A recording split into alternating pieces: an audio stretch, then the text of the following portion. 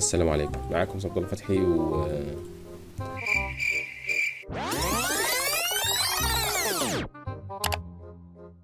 صلى على النبي ويلا بينا. فمن اول بيت معانا كده استاذ حر ومذهب كل حر ايه مذهب. تأثر الشاعر في القصيدة يا جماعة اللي من البيت السابق بصفات المجتمع الشرقي الإسلامي. احنا قلنا يا أستاذ إن في التعليق على النص لما كان الشاعر متأثر بالمجتمع الإسلامي، هو تأثر بالمجتمع الإسلامي من حيث إيه بقى؟ اتأثر بالمجتمع الإسلامي. إن المجتمع الإسلامي يا أستاذ مفيش في عنده عنصرية يا جماعة، لأن صفات الرجل المهذب التي يدعو عليها الشاعر يدعو إليها مين أيضا؟ الإسلام.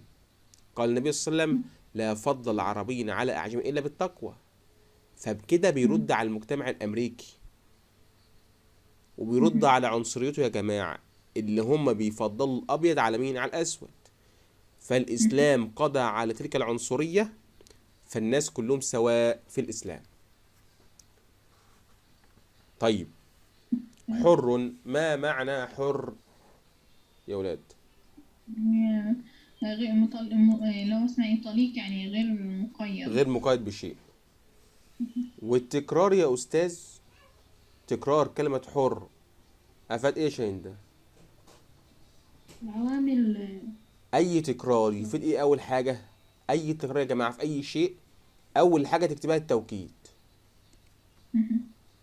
والتقرير برضه نفس المعنى يا جماعة، يعني أي تكرار لأي شيء التوكيد أول حاجة. وجاءت كلمة حر نكرة بعد كلمة كل لتفيد إيه يا ولاد؟ ها؟ العموم. العموم والشمول، بالظبط كده، أيوة نعم. مضاد المتعصب، هو المتعصب معناه المتشدد، عكس المتشدد إيه يا ولاد؟ المتسامح. المتسامح. جمع الغاوي، الغوية. ها؟ الغاوون يا أستاذ. جمع الغاوي الغاوون. نعم، أو بالغاوين بقى عشان بقى إيه تبقى مجرورة يا ولاد. النقطة دي اللي بعدها يا جماعة: إني لأغضب الكريم ينوشه. الأبيات من القائل يا ولاد؟ اللي هو إيليا أبو ماضي. إيليا أبو ماضي. إيليا أبو ماضي. ما معنى يا شاهين ده ينوشه؟ لسه ما ذكرتوش. طيب، ولا أنت ولا ده. أنا اللي حل نص يعني، بس ده شغالك. ما معنى ينوشه؟ يصيبه بالإيه؟ بالسوء. بالسوء. مضاد ألوم. هي معناها أعاتب، تبقى مضادها. ها، واحد بيعاتب حتى أنا إيه؟ ممكن نقول مثلا أسامح. أسامح. هو عايز محسن بديعي من الأبيات،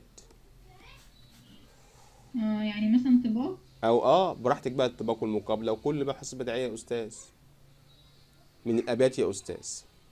هي أغضب ولم يغضب. ماشي، يعني أغضب لم يغضب طباق سلب. وأيضا يا أستاذ مهذب وغير مهذب برضو طباق إيه؟ طباق إيه يا ولاد؟ سلب برضو. ما هو محاسن بديع طباق وبين نوعه سلب.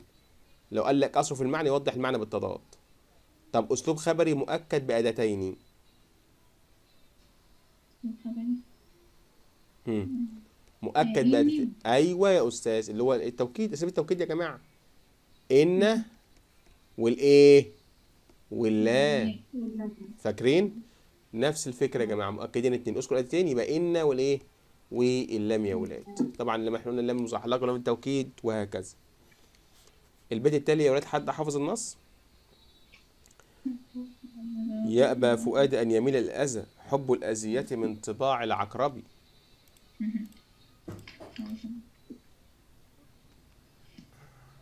يأبى فؤاد يا ولاد. المدرسة الشعرية اللي بتعمل الشاعر أنا مدرسة يا ولاد. اللي هي مدرسة المهجر.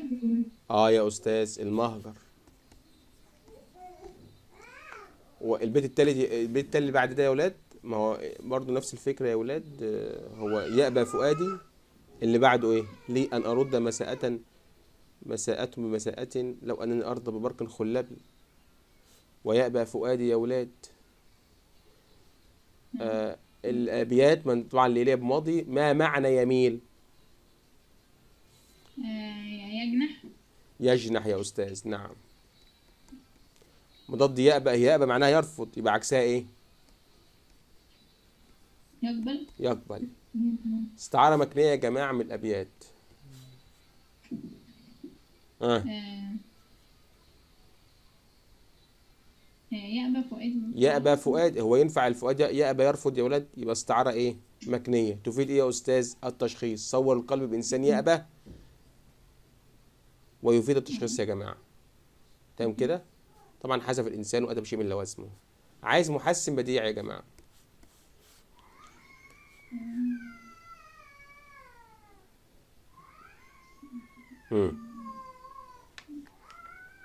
ممكن يأبى ويميل. يأبى ويميل، ان هو يا استاذ بينهم طباق. كويس اوي، محسن بديعي. علاقة الشطر التاني بالاول، يعني علاقة ده باللي قبله.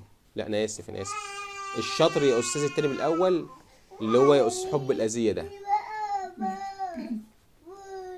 مين مش عارف يجيب العربية في اللعبة فجبتها له. طيب تمام. علاقة الشطر التاني بالأول هتبقى علاقة يا ولاد. ادي الشطر التاني اهوت بالأول، علاقته ايه يا ولاد؟ مين اللي عارف؟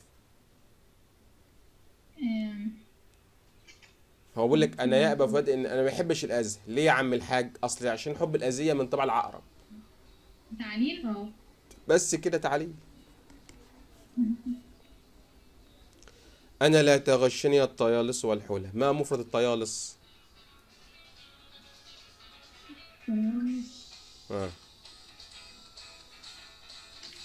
طيلسان. أيوة يا أستاذ، مفرد الطيالس يا أستاذ الطيلسان.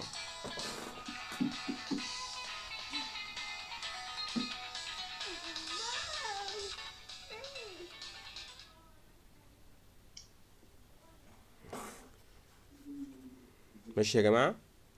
مفرد الطيلس ايه يا ولاد؟ احنا قلنا الطيلس. اللي بعده ما مضاد سقيم. هي معنى سقيم ايه؟ مريض. مريض. مضادها ايه يا ولاد؟ يبقى هي تنفع سليم وصحيح، بس عشان المنهج تبقى ايه؟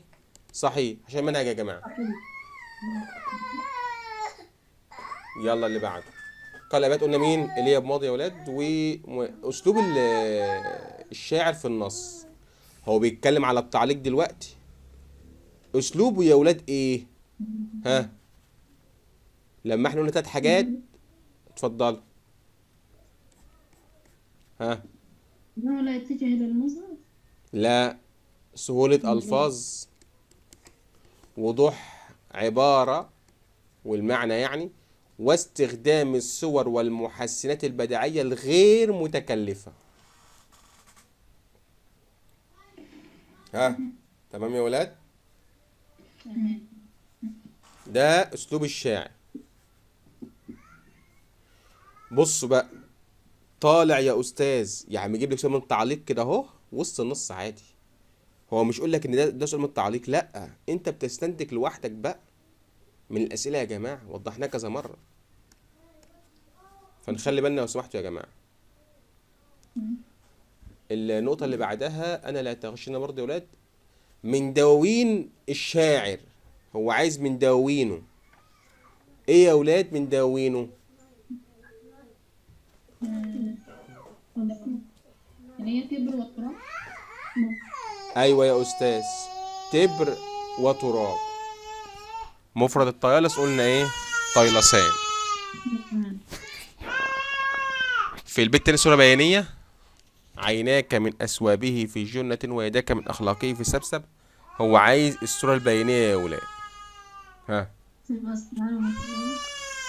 هتبقى استعارة مكنية. ليه بقى؟ ليه؟ هو بيقول لك ايه؟ عيناك من أثوابه في جنة ويداك من أخلاقه في سبسب. النوع الوحيد اللي يعتبر تشبيه ايه يا ولاد؟ لا، تمثيل. شبه حالة بايه؟ بحالة. نخلي بالنا، حال الرجل الذي له منظر جميل وليس له مخبر، بحديقة غناء جميلة بس أشجارها ملهاش ثمر. فاكرين يا جماعة النقطة هنا يا ولاد؟ طبعا وجه الشبه فيه ايه؟ مركب المفرد؟ لا، مركب، وهو المنظر المطمع في الفائدة مع المخبر الميؤوس منها يا جماعة. خلي بالنا لو سمحتوا، وده قعدنا فيها شرحنا فيها كتير يعني في الشرح، يعني قعدنا فيها 10 دقايق لوحدها يعني. طيب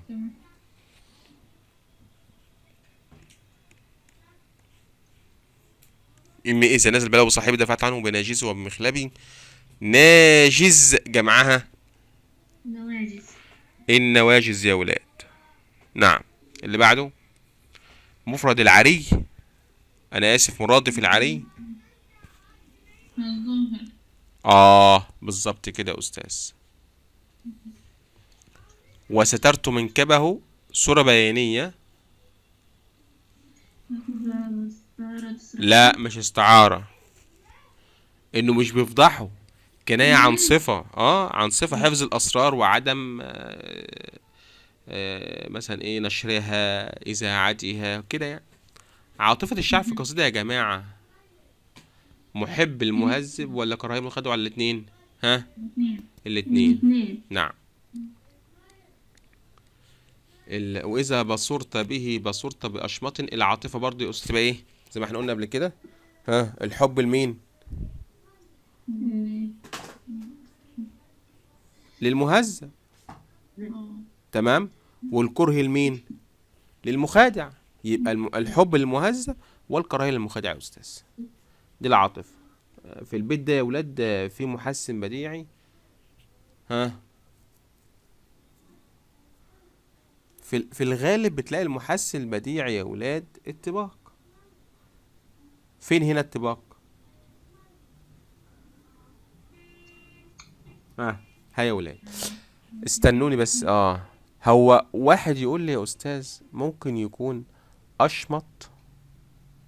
هو ما معنى الأشمط يا ولاد؟ مش هو اختار سواد شعره بياض شعره وصبي؟ يعني ممكن أطلع يا جماعة بين أشمط وصبي بينهم كده أهو طباق، ونوعه إيجاب، وأصله في المعنى يوضح المعنى بالتطاط.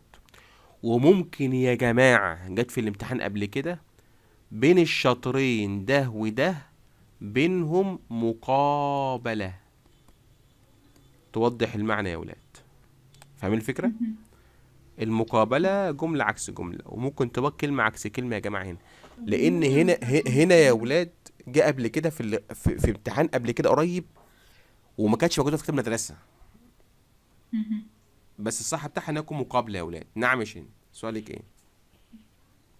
بقول لك فهمها لو سمحت. ما هي المقابلة جملة عكس جملة بس وخلاص. ان انت هنا لو هنا شفت يعني شيخ حاجة كده هيبة يعني، وهنا لما اتكلمت معاه طلع صبي. يبقى هنا يا جماعة جملة بتبين حسن المنظر، وهنا بتبين سوء الجوهر. فجملة عكس جملة تساوي مقابلة، والمقابلة طبعا محسن بديعي. فاكرين الفكرة؟ لو استفدت او استفدت من الفيديو ده يا ريت تضغط على زر الاشتراك، يعني بالعربي كده تشترك في القناة. لايك على الفيديو حاجة بس منك، ولكن بتشجعنا ان شاء الله تعالى ان احنا نكمل في تنزيل فيديوهات.